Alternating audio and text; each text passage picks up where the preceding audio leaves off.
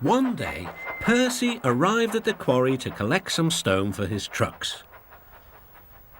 Snow and frost lay everywhere. There was not a sound to be heard.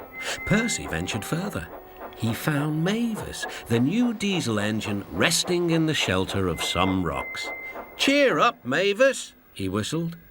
Mavis was still remembering the trouble she'd had with trucks. "Manager says I don't listen to advice. He says I've no business jauntering down Toby's line. Toby's a fusspot." "Toby has forgotten more about trucks than you will ever know," replied Percy. "You must put the trucks where he wants them. Then you'll be a really useful engine. Now, if you'll excuse me, I have to take these stones to the harbour." Mavis liked Percy, but she still wouldn't listen to his advice. "Why shouldn't I go on Toby's line?" The siding arrangements were awkward. To put the trucks where Toby wanted them, Mavis had to make several journeys. She started making a plan.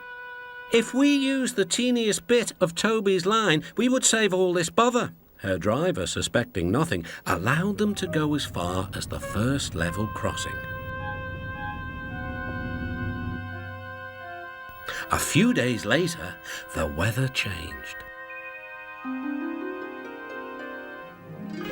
As the snow melted, the quarry grew busy again.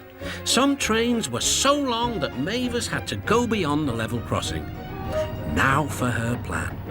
She would go further down the line without it seeming her fault. "Can you keep a secret?" she asked the trucks. "Yes, yes, yes," they chattered. "Will you bump me at the level crossing and tell no one I asked you?" The trucks promised. But whilst Mavis was away, Toby arrived. He decided to shunt the trucks himself. The trucks decided to bump him anyway. They reached the level crossing and Toby's brakes came on. This was the signal for the trucks. "On, on!" they yelled. Toby was away with the trucks screaming and yelling behind him. No one realised that melted snow had turned a stream into a torrent and the bridge above it was about to collapse. The rails were now like a tightrope across the thundering water.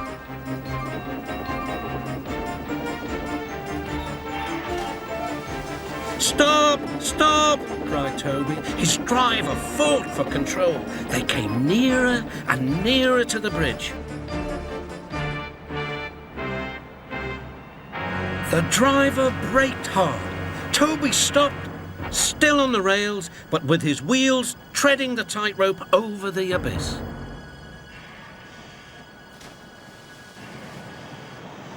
Mavis was horrified and quickly came to the rescue. Workmen anchored Toby with chains whilst she pulled the trucks away. Then she helped Toby to safety.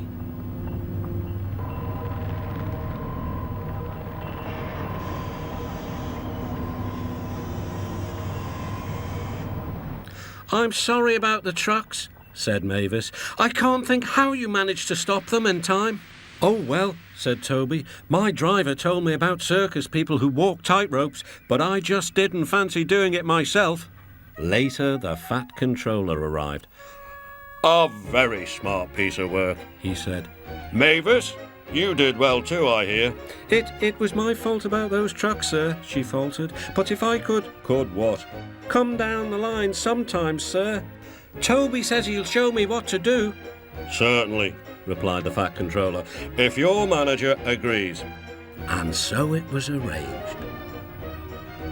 Now Mavis is as happy as can be, and the Fat Controller thinks she's really useful indeed.